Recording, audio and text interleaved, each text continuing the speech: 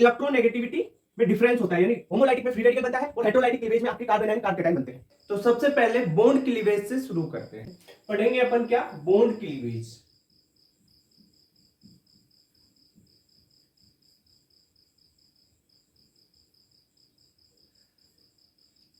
Bond cleavage कैसे, जैसे कोई एटम है ए और एक दूसरा एटम है बी, ठीक है, दोनों के बीच में बॉन्ड है, यानी इस बी ने एक इलेक्ट्रॉन दिया और ए ने एक इलेक्ट्रॉन दिया, तो दोनों की साझेदारी से एक कोवेलेंट बॉन्ड, एक बॉन्ड बन गया इन दोनों के बीच में। अब इस बॉन्ड को तोड़ना है, इस बॉन्ड को तोड़ेंगे और उससे अपने को क्या मिलेंगे, कुछ रिएक्शन इंटरमीडिएट्स मिलेंगे, जैसे फ्री रेडिकल, कार्बोकेटाइन, कार्बेनाइन।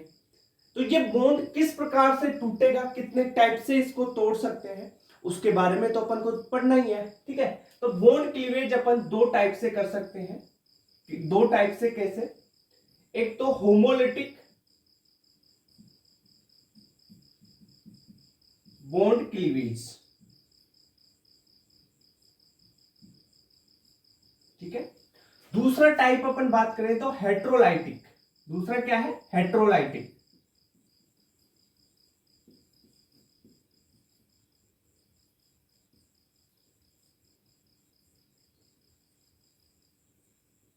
क्लीवेज का मतलब बॉन्ड तोड़ना होता है। होमोलाइटिक, देखो वर्ड से समझना, होमो, होमो मीन्स समान सा, हेट्रो मीन्स अलग अलग जैसा, ठीक है, इतनी बात समझो। एक तो होमोलाइटिक तरीके से तोड़ेंगे, दूसरा हेट्रोलाइटिक। कैसे होगा, जैसे आपके पास बॉन्ड है, अपन ने लिया ए और बी के बीच में बॉन्ड है, इस बॉन्ड को तोड़ना है होमोलाइटिक, मतलब इसके जो दोनों इलेक्ट्रॉन है ना, एक इलेक्ट्रॉन ए के पास और एक इलेक्ट्रॉन बी के पास दे दो आराम से।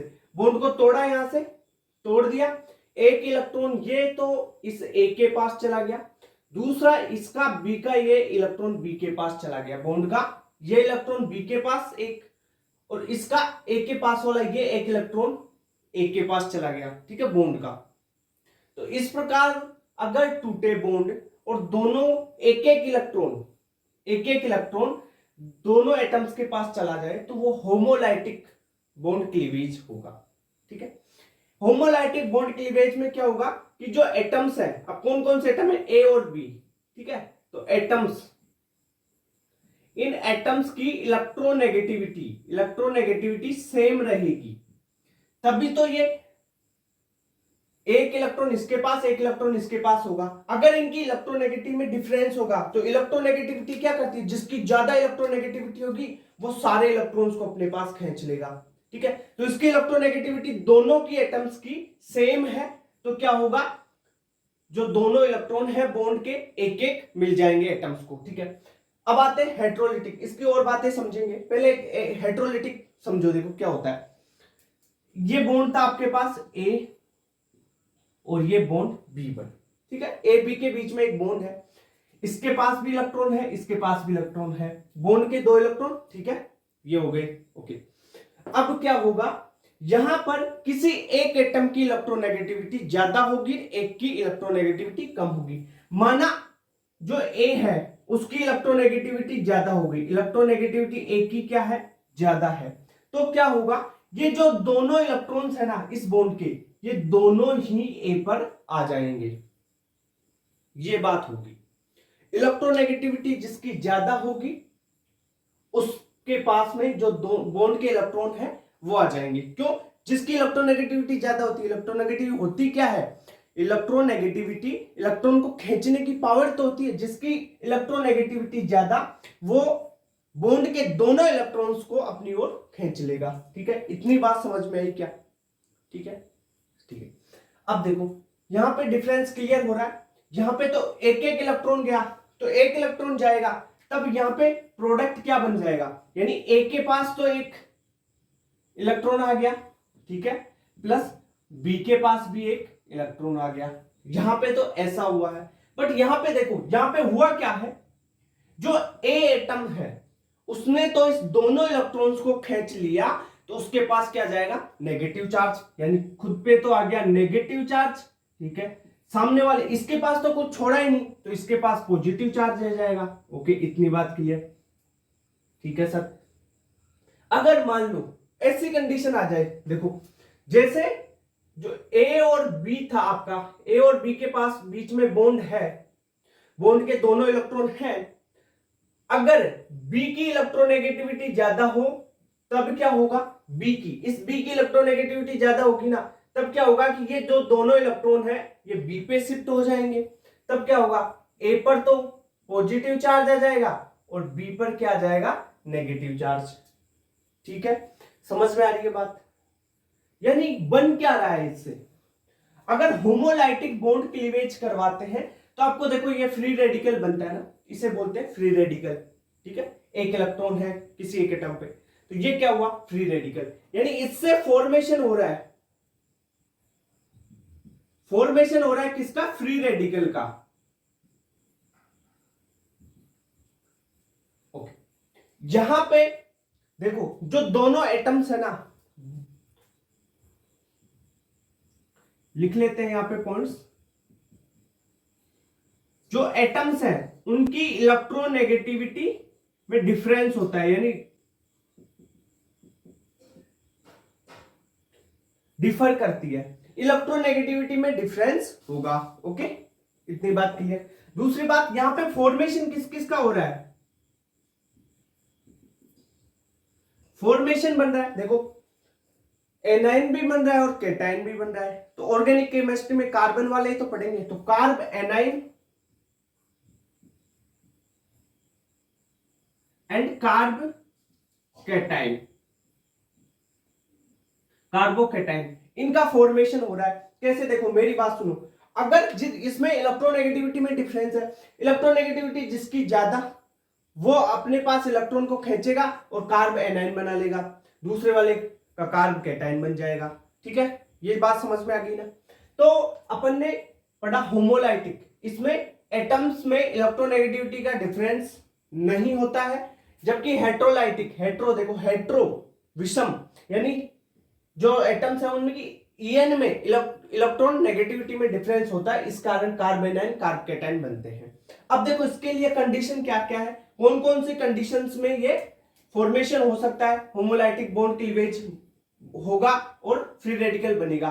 तो क्या कंडीशन हो सकती है, पहली कंडीशन हाई टेम्परेचर हो, हाई टेम्परेचर आप दे दो तब भी ये कंडीशन हो सकती है होमोलाइटिक बॉन्ड क्लीवेज। दूसरी यूवी लाइट या सनलाइट, ठीक है, इसमें भी हो सकता है। तीसरी बात अपन करें तो इसमें पेरोक्साइड,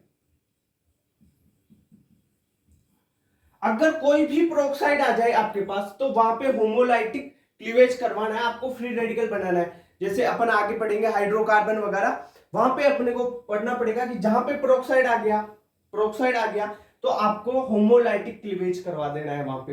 इतनी सी बात क्लियर होगी। तो हाई टेम्परेचर यूवी लाइट हो गया, सनलाइट आ जाए या पेरोक्साइड आ जाए आपके पास, और पेरोक्साइड के अलावा और क्या हो सकता है, तो इसमें आ जाएगा नॉन पोलर सॉल्वेंट और इसमें आ जाएगा पोलर सॉल्वेंट। ठीक है, इतनी बात क्लियर। तो यहां पे नॉन पोलर,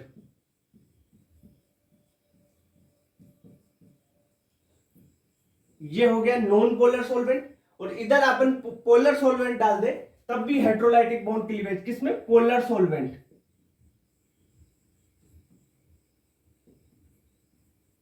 ये बात क्लियर होगी।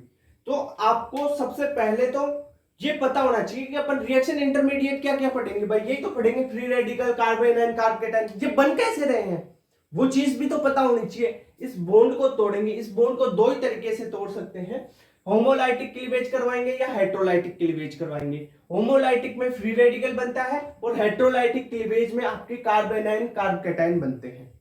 इतनी बात क्लियर। अब देखो सुनो, एक चीज और समझने की है, अपन ने होमोलाइटिक क्लीवेज करवाया, तब यहां पे मैंने ये देखो, ये जो चिन्ह बताया ना यहां पर इस बॉन्ड को तोड़कर यहां पे इलेक्ट्रॉन भेजे, तो कौन सा चिन्ह बनाया यहां पे, ऐसा वाला, हाफ तीर वाला,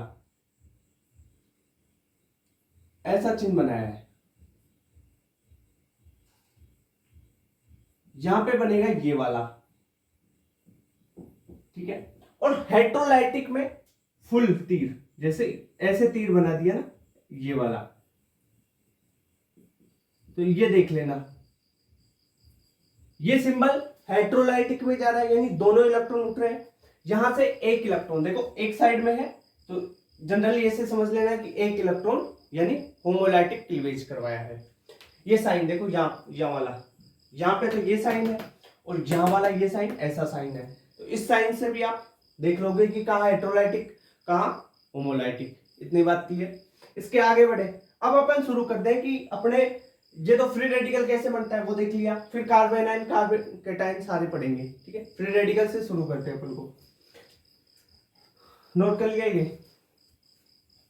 एक चीज और देख लो, इसमें अपन देखें तो जो होमोलाइटिक बॉन्ड क्लीवेज है ना, इसमें लेस एनर्जी की जरूरत होती है, यहाँ पे ज्यादा एनर्जी की यूज होती है, तो इसको बॉन्ड को तोड़ने के लिए रिक्वायर्ड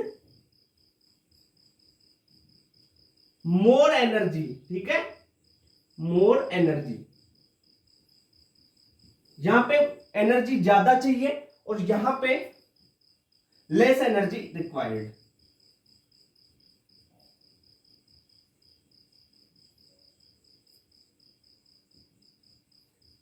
ओके, क्लियर, ठीक है। तो होमोलाइटिक में लेस एनर्जी और हेट्रोलाइटिक में मोर एनर्जी रिक्वायर्ड।